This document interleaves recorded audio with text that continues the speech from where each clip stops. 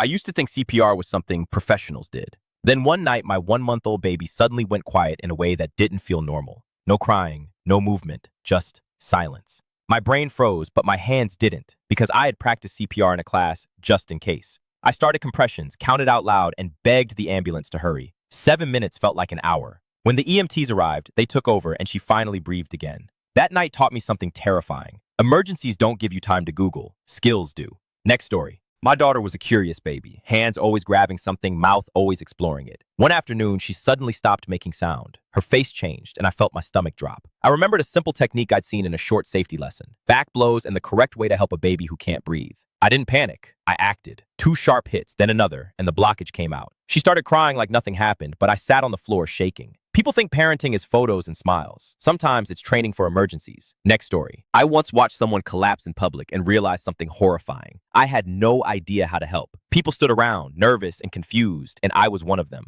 Later, that feeling of helplessness stuck to me like glue. So I enrolled in a first responder elective and learned what to do when seconds matter. How to check breathing, call emergency services clearly, keep the scene safe, and provide basic help until professionals arrive. I haven't needed it often, but I carry confidence now. I'm not just a scared spectator anymore. Next story. A friend of mine had heart attack symptoms outside his gym. The worst part wasn't only losing him. What haunted me was hearing that no one helped. People walked past, unsure, avoiding involvement, waiting for someone else to act. That story hit me like a punch. I signed up for CPR training the same week. I practiced compressions on the dummy until it became muscle memory. I never wanted to be the person who does nothing because they don't know what to do. Even if I never use it, I'd rather carry the skill than carry regret.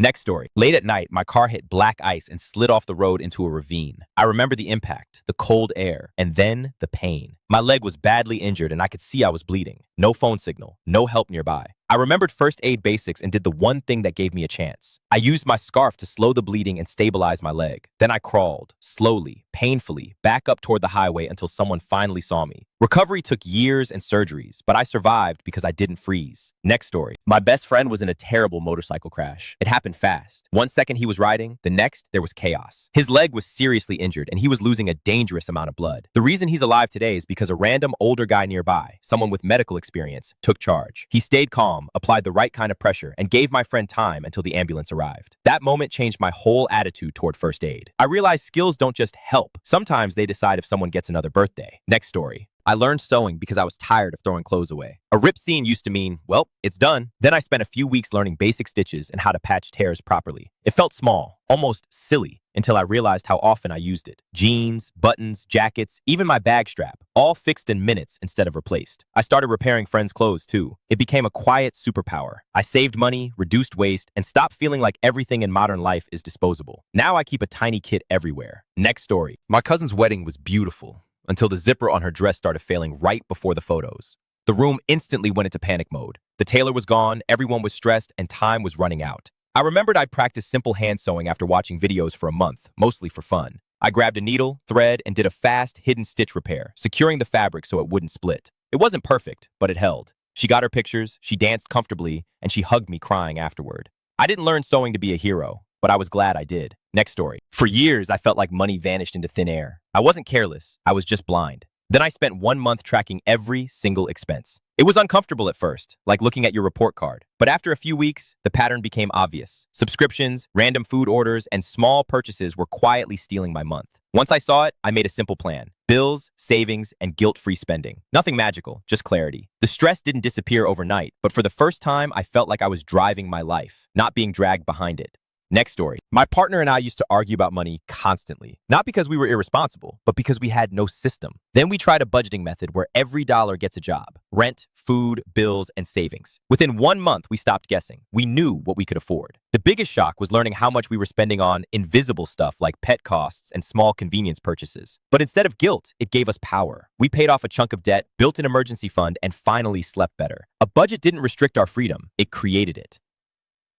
Next story. At my job, a supervisor would do math on a calculator, read the answer, then type the answer into Excel. I couldn't believe it. One day I casually said, just type equals in the cell and do the calculation inside Excel. His face looked like I had shown him wizardry. Within 2 weeks, I was asked to help automate reports, and suddenly I was the Excel person. That tiny skill change turned into a promotion. Not because I was a genius, because the bar was low and I was willing to learn what others avoided. Sometimes careers shift from one simple shortcut. Next story. At my old CNC shop, we tracked wasted parts and efficiency. I built a simple Excel dashboard with conditional formatting. The number would turn greener as we got closer to a 90-day no-waste streak. That's it. No fancy software, no expensive monitor system. The foreman loved it so much, he put in a request for a $250 bonus for me. I was shocked. To me, it was just formatting rules and a clean layout. But to everyone else, it was high tech. That's when I learned a secret. Small skills can look huge when they solve real problems people deal with daily.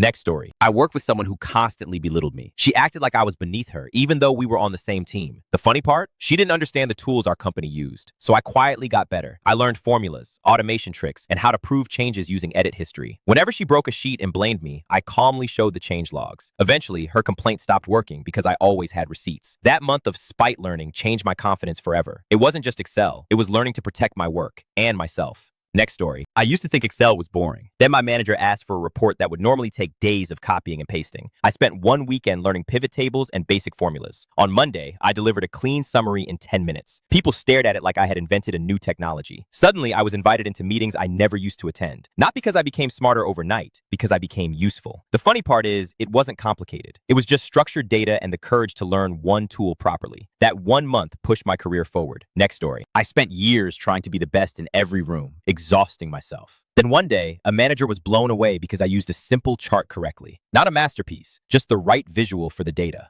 That moment taught me something. I didn't need to be perfect. I needed to be clear. I started learning tools to make my own life easier, not to win approval. I built better spreadsheets, better systems, and stopped drowning in busy work. The workplace didn't suddenly become smarter. I just stopped underestimating how far basic competence can take you. Next story. I assumed typing was a skill everyone picked up naturally. Then I met teenagers who could barely type on a keyboard because everything was phones and voice messages. Ironically, my son learned typing through online games. He'd chat fast, coordinate with teammates, and suddenly he was doing 70 words per minute without any formal class. Watching that made me realize, skills grow where the environment rewards them. For him, typing meant winning matches and making friends. For adults, typing means saving hours at work. Either way, mastering it changes your productivity fast. And it's one of those skills you don't appreciate until you have it. Next story. I struggled with impulse control for years. Snacking, shopping, scrolling, anything that gave instant comfort. Then I learned delayed gratification. The rule was simple. When you want something urgently, wait 5 minutes. That sounded laughable, but it worked. The craving always rose like a wave and then faded. So I stretched it to 10 minutes, then 30. That skill bled into everything. Eventually, I used it to quit smoking too because I realized cravings have a timer. They don't last forever. I didn't become disciplined in a day. I trained it like a muscle and my life got calmer. Next story. I used to buy things the moment I wanted them. One night, I tried a new rule. If it's not essential, leave it in the cart for 24 hours. The first time, it was painful. I kept thinking about the item like it was calling me. The next day, I didn't want it anymore. After a month, my spending dropped without feeling like punishment. I learned the truth about cravings. They're emotional, not logical. Waiting turns "I need this now" into "why did I even want that?" It's the easiest money-saving skill I've ever learned, and it works without willpower battles. Next story. I wanted an expensive Lego set so badly, but I didn't want to buy it impulsively. So I made a deal with myself. Earn it through fitness goals. At first, it was small. Walk daily, hit a routine, stay consistent. Then it turned into months of progress. When I finally bought the set, it felt different. It wasn't just a toy. It was proof I could delay gratification and finish what I started. The reward came with 2 gifts, the thing I wanted and the discipline I didn't think I could build. That month of planning quietly rewired my habits. Next story. I tried to fix my procrastination with a do it instantly rule.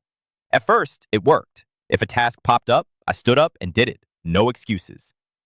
But then my brain learned a loophole. I started extending the delay. 5 minutes, 10 minutes, later. Before I knew it, I had trained myself into becoming a professional procrastinator. The funny part is, realizing that mistake actually helped me. I learned procrastination is also a skill, just the wrong one. So I flipped it. I practiced starting tasks for 2 minutes only. Not finishing, just starting. That tiny change got my life moving again. Next story. Working out used to feel like punishment. Then I committed to 1 month. Nothing extreme, just consistency. The soreness was awful the first week, but it faded. A few months later, I traveled with friends and we found a deep blue swimming hole in the woods. The jump was easy. The problem was the way out. A wobbly rope ladder on a rock wall. People who weren't fit couldn't climb it. I realized something. Strength isn't about looking good. It's about freedom. That month of training didn't just change my body, it changed what I was capable of doing without fear. Next story. I used to react instantly. Anger, sarcasm, defensiveness. Then one month I practiced emotional regulation. Not being calm all the time, but pausing before responding. A deep breath, a short delay. That tiny gap saved relationships. When someone annoyed me, I stopped firing back and started asking questions. When I felt disrespected, I didn't explode. I set boundaries clearly. The world didn't become nicer, but I became harder to control. I realized most adults aren't mature, they're just older. Learning to pause before reacting gave me power I never had. My life got quieter, and my decisions got smarter. Next story. I always told myself I hated exercise. Then I tried yoga for a month because it seemed easy. It wasn't. I shook in poses that looked simple, and I realized how stiff and weak my body had become. But every week, I improved. I could breathe deeper, bend further, and hold positions longer. The best part wasn't flexibility. It was how my mind changed. I stopped delaying workouts because yoga felt calming, not painful. Climbing stairs stopped making me breathless. I started feeling proud of my body instead of disappointed in it. 1 month of yoga didn't make me perfect, but it made me consistent. Next story. I grew up around water, but never learned proper swimming. I could splash and survive, but I wasn't confident. Then I took lessons for a month. The first day I panicked like a child, even in shallow water. But slowly I learned floating, breathing, and staying calm. Weeks later, I saw someone struggling in a pool, and instead of freezing, I moved with purpose, calling for help, staying safe, and keeping the situation controlled until staff arrived. I didn't become a superhero, but I became useful. Swimming doesn't just save your life. It saves you from fear every time you're near water. Next story. Someone once asked me, "Do you know what to do if your car ends up in water?" I laughed until I realized I didn't. So I spent a month learning the correct order of actions. Stay calm, unbuckle quickly, prioritize getting out, and don't waste time on panic decisions. I even practiced mentally while driving, like a fire drill. Months later, during heavy rain, my friend hydroplaned into a flooded ditch. Nobody got hurt, but the car tilted and water rushed in fast. Because I had rehearsed the steps, I didn't scream or freeze. I guided everyone out smoothly. Preparation turned fear into control. Next story. My grandfather started losing his hearing, and I watched him slowly withdraw from family gatherings. He'd smile politely, but you could tell he was lost. I decided to learn basic sign language for a month. Finger spelling, common phrases, simple sentences. The first time I used it with him, his face lit up like someone turned on a light. It wasn't perfect, but it told him, "I'm still here with you." Over time, he became more social again because he didn't feel excluded. That month taught me language isn't just words, it's connection, and connection can be medicine. Next story. After trauma, I thought healing meant feeling normal again. But I learned a different skill, managing suffering. For 1 month, I practiced small tools, breathing, grounding, naming emotions, journaling thoughts instead of drowning in them. I didn't become magically happy, but I became stable. When anxiety hit, I stopped treating it like a monster and started treating it like weather, uncomfortable, temporary, survivable. The real change was how I spoke to myself. I stopped bullying my own mind. Healing took longer than a month, but learning how to handle the storm started fast, and it saved my life in ways I can't measure. Next story. I hated positive thinking advice, so gratitude journaling sounded fake. Still, I tried it for a month. Every night, write 3 things I was grateful for. Some days it was deep, family, health. Other days it was small, hot tea, a clean shirt, a funny video. Slowly, my brain started looking for good moments automatically. Not because life became perfect, but because I finally trained my attention. I still had problems, but I stopped feeling like my whole day was ruined by one bad moment. That tiny habit gave my mind balance. It didn't erase pain. It gave me breathing space.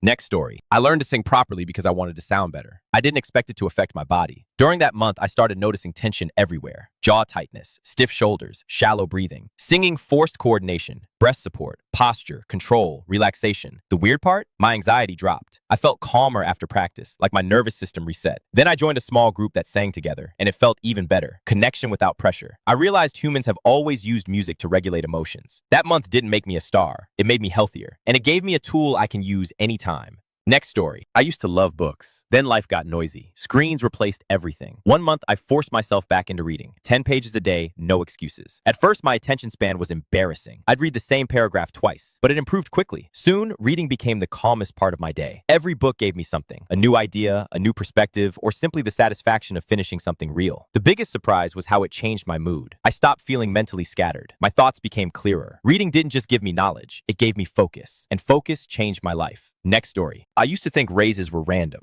Then I learned managing up for 1 month. planting seeds early, documenting wins, and speaking about impact instead of effort. I started casually updating my manager on progress, numbers, and results without being annoying. When review season came, I didn't beg for a raise. I reminded them of value I already proved. The conversation felt completely different. It wasn't, please reward me. It was, this is what I built, and this is what it's worth. I got the raise. The skill wasn't manipulation. It was visibility. Hard work matters, but so does making sure it's seen. Next story. I wasn't bad at my job. I was bad at explaining myself. In meetings, I'd rush, overtalk, and then regret everything later. So I practiced clear communication for 1 month. Slower speaking, simpler sentences, and direct boundaries. I learned how to say, no, but here's what I can do, without sounding rude. The change was immediate. People stopped interrupting me as much. Interviews got easier because I could explain my skills confidently. Even in relationships, arguments softened because I could express needs without attacking. Nothing about me became more important. I just became understandable, and that's powerful. Next story. I always stayed quiet in serious conversations because I didn't want conflict. Then I learned how to be assertive while still respectful. A month later, I used that skill at a doctor's appointment. Something felt wrong about my symptoms being dismissed. Old me would have nodded and left. New me calmly said, I understand your view, but I'm concerned and I'd like further evaluation. No drama, no anger, just firm clarity. That decision led to proper tests and better care. I realized politeness doesn't mean silence. You can be kind and still protect yourself. That month didn't teach me how to fight. It taught me how to stand. Next story. In the military, I learned that memory is weak, but paperwork is strong. One day, a superior told me to do something that violated regulations. Instead of arguing, I wrote a procedure that included the exact manual section it broke, had them sign it, and kept a copy. Months later, an inspection found the issue and tried to blame me. I calmly offered my signed copy. The room went silent. The problem didn't disappear, but the blame did. That month taught me the most underrated life skill. Document uncomfortable requests. Screenshots, notes, written confirmation. Not to be petty, to be protected. Next story. I used to feel proud of being busy. My calendar was full, my brain was tired, and my results were average. Then I learned strategic thinking for 1 month, identifying what actually mattered and cutting the rest. I started asking, will this move my life forward or just fill time? I prioritized the tasks that created real outcomes and stopped doing fake productivity. The change felt scary at first because busy made me feel important, but soon I became calmer and more successful. People noticed I delivered faster, not because I worked harder, but because I worked on the right things. That month gave me direction. Next story. I used to brush quickly and skip flossing like it didn't matter. Then I had a painful dentist visit that changed everything. For 1 month, I learned proper brushing technique, flossing correctly, and keeping it consistent. The results were immediate. Less sensitivity, fresher breath, and no bleeding gums. But the real change happened later. My next checkup was smooth, and I realized I had avoided expensive future problems. Dental care feels boring until it becomes urgent. That month taught me a simple truth. You don't pay for flossing today. You pay for skipping it later, and later costs more. Next story. I used to call someone for every minor home problem. A dripping sink, a loose handle, a circuit breaker. It made me feel helpless and broke. So I spent 1 month learning basic DIY, simple tools, what things are called, and how to fix small issues safely. The first time I replaced a small part under my sink, I felt ridiculous pride. But it saved money and time, and the confidence spilled into everything. I stopped panicking when something broke. I started troubleshooting calmly. DIY isn't just fixing things. It's learning not to fear problems. That month turned my home from a mystery box into something I could understand. Next story. The check engine light used to feel like a threat. I'd immediately imagine expensive repairs and worst-case scenarios. Then, I spent a month learning basic car knowledge, what common lights mean, how to check fluids, how to handle small issues calmly, and when to seek a professional. The next time something happened, I didn't panic. I checked the basics and asked the right questions. Even at the mechanic, I felt stronger because I could understand the explanation. I wasn't car expert. I was informed. That month saved me money, stress, and the feeling of being trapped every time the car made a weird noise. Next story. I learned welding because I wanted to build something with my hands. At first, it was messy, bad lines, ugly joins, frustration. But within a month, I could create strong, functional welds. The crazy part was how addictive it became. My brain finally had something physical to focus on. Soon, every personal project involved welding. Fixing a gate, building shelves, repairing metal furniture. Then people started paying me for small jobs. I wasn't trying to start a business, but the skill opened doors. Welding didn't just teach me metalwork. It taught me independence. And being useful always has value. Next story. I used to say, I can't cook, like it was a personality trait. Then I forced myself to learn simple meals for 1 month. Eggs, rice bowls, pasta, roasted veggies, basic chicken, easy sauces. The first week tasted okay. The second week tasted good. By the 4th week, I realized I had stopped wasting money on takeout and stopped feeling tired after eating. Cooking gave me control over my health, budget, and daily routine. It's not about being fancy. It's about being capable. Now people remember my food at gatherings, and I feel proud instead of embarrassed. 1 month made me functional. Next story. I used to think investing was only for rich people. Then I spent a month understanding compound interest and why time matters matters more than big money. It was like someone turned on a light in my brain. I stopped seeing money as something that disappears and started seeing it as something that can grow if handled consistently. I didn't become wealthy overnight, but I stopped wasting years. The best part is how it changed my choices. I started budgeting differently, saving differently, and thinking about the future without fear. That month didn't teach me a trick. It taught me a concept that controls most of adult life. Next story. I read a personal finance book and realized I had been doing everything the hard way. My money wasn't managed, it was just surviving. So for 1 month, I set up a simple system: monthly budget, automated bills, separate savings account, and basic retirement planning. Suddenly, I didn't need constant mental effort to stay afloat. My finances became boring, and boring is good. The anxiety dropped because I wasn't guessing anymore. The biggest win was emotional. I stopped feeling behind. Even small investments felt meaningful because they were consistent. That month gave me peace, and peace is priceless. Next story. I always thought I had a bad memory. Then I learned a technique called a memory palace for 1 month, using familiar rooms in my mind to store information. It sounded silly until it worked. I could walk through my mental house and recall facts in order. Study sessions became faster because I wasn't rereading endlessly. When exam day came, I didn't panic. I remembered the hallway, the living room, the kitchen, and the details came with it. It felt like cheating, but it was just using the brain's natural strengths. That month didn't just help me pass, it made me confident in my mind again. Next story. I started meditation because I wanted my mind to stop running. For 1 month, I practiced a few minutes daily, sitting still, noticing thoughts, and returning to breathing. At first, it was unbearable. My brain screamed for distraction. But slowly, I got better at observing emotions without reacting. Anger didn't control me as much. Anxiety didn't feel like an emergency. I wasn't zen, but I was stable. The weird part is how it affected everything else. My sleep improved, my patience increased, and my decisions became calmer. Meditation didn't remove problems. It stopped me from becoming the problem when stress hits. Next story. I didn't realize how much sleep controlled my personality until I fixed it. For 1 month, I committed to the basics: same bedtime, same wake time, less late scrolling, and building a wind down routine. The first week felt miserable, like jet lag in my own house. Then my body adjusted. I woke up with energy instead of resentment. My mood stabilized, cravings reduced, and even my work improved. People think sleep is optional until it isn't. Fixing it didn't make me better overnight, but it made every other goal easier. That month felt like upgrading my entire life without buying anything. Next story. I carried anger for years because I thought letting it go meant what happened was okay. Then I learned forgiveness is not approval. It's releasing poison you keep drinking. For 1 month, I practiced it slowly, accepting the past happened, naming the pain honestly, and choosing not to let it control my future. The memories didn't vanish, but they stopped stabbing as sharply. I realized holding on to hate didn't punish the person who hurt me. It punished me. Forgiveness didn't make me weak. It made me lighter. That month didn't change the past, but it changed my future because I stopped living inside old wounds.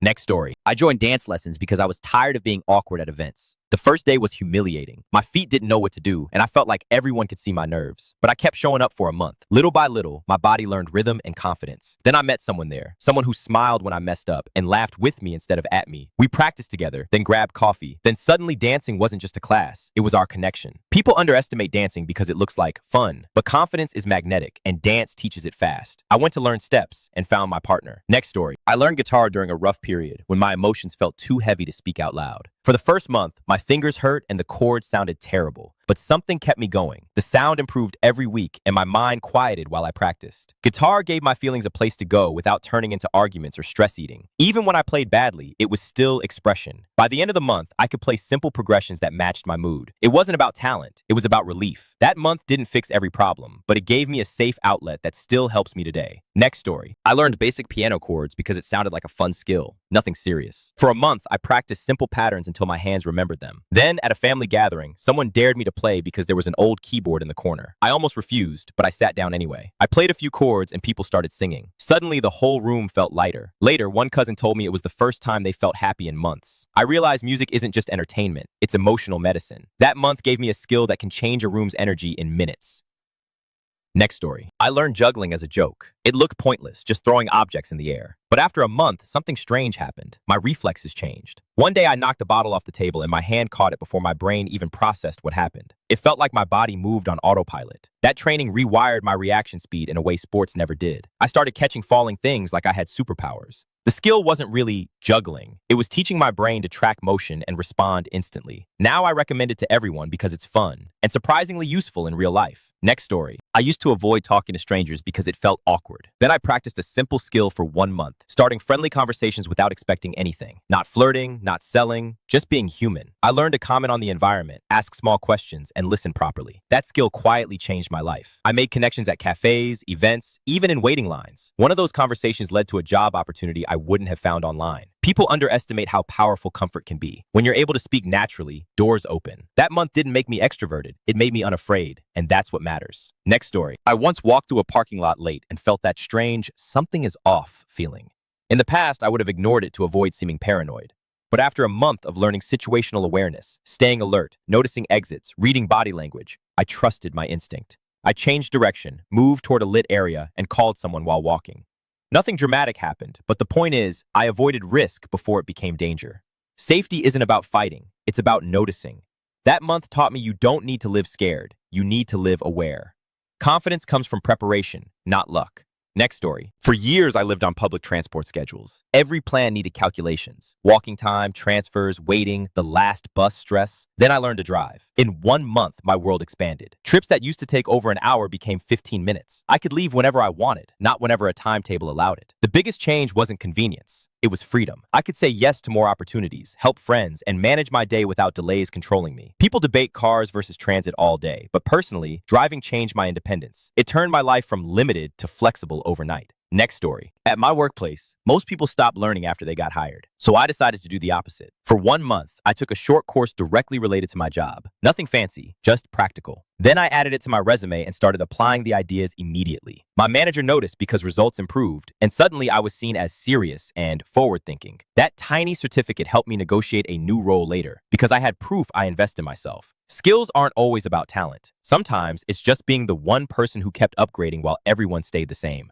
Next story. I didn't realize I was addicted to soda until I tried stopping. The first week felt like withdrawal, headaches, cravings, mood swings, but I forced myself to drink water instead every time I wanted sugar. After a month, something changed. Soda tasted too sweet and heavy. I started craving water like my body finally remembered what it needed. The weight loss was a bonus, but the best part was energy. I stopped crashing after meals. My skin improved. My mood stabilized. That month didn't feel heroic. It felt uncomfortable, but it taught me the truth. Many cravings are just habits wearing a disguise. Next story. I downloaded a simple breath hold training routine because I was curious. At first, I could barely hold my breath for a minute without panic. But for 1 month, I practiced calmly, never forcing, just building tolerance gradually. The surprising part wasn't the numbers. It was how it changed my mind. I became calmer under stress because I learned to stay relaxed when my body wanted to panic. Breath control became a metaphor. Discomfort doesn't mean danger. It means your body is learning. That month improved my confidence in water, in workouts, and even in arguments. I stopped reacting instantly. I learned to pause, breathe, and choose. Next story. I used to be smart, but invisible. In meetings, my ideas stayed in my head because I was afraid of sounding stupid. So for 1 month, I practiced public speaking. Simple structure, clear voice, and short, confident sentences. The next time I presented, I didn't ramble. I delivered. People suddenly treated me like I was leadership material. That shocked me because my intelligence didn't change. My delivery did. Public speaking isn't only for stages. It's for interviews, negotiations, and daily respect. That month taught me, if you can explain your value clearly, you can change your life without changing your job. Next story. I used to hide repairs like they were embarrassing. Then I learned mending and started doing it intentionally. A patched jacket, a stitched backpack strap, a repaired hole. Each one became a story, not a flaw. For 1 month, I practiced making repairs strong and neat, and suddenly my stuff lasted longer. But the deeper change was mindset. I stopped treating objects like disposable. I stopped treating mistakes like shame. I learned that broken doesn't mean worthless. It means fixable. That month made me feel more capable, more patient, and less wasteful. Now, every repaired item feels like proof I can solve problems instead of running from them. Next story. I used to think motivation was something you have or don't have. Then I trained mindset like a skill for 1 month. I practiced small wins, replacing negative self-talk and focusing on progress instead of perfection. The world didn't change, but my reaction to it did. I stopped quitting after one bad day. I stopped turning mistakes into identity. I started seeing effort as normal, not as proof something is wrong. That month didn't give me a magical personality. It gave me consistency, and consistency is the real cheat code. Because once your mindset becomes stable, everything else becomes possible. Work, fitness, relationships, money, everything. Next story. I wanted to become the kind of person who improves, not just someone who tries. So for 1 month, I practiced learning how to learn, breaking big goals into tiny pieces, improving small parts, stacking small wins. It felt slow, but the results were crazy. I became faster at everything, work tasks, fitness, reading, even communication, because I stopped overwhelming myself. Instead of chasing huge progress, I chased small progress daily. After a month, my confidence changed because I could trust my process. That skill became a lifelong tool. When life throws something new at me, I don't panic. I build it step by step. That's real power.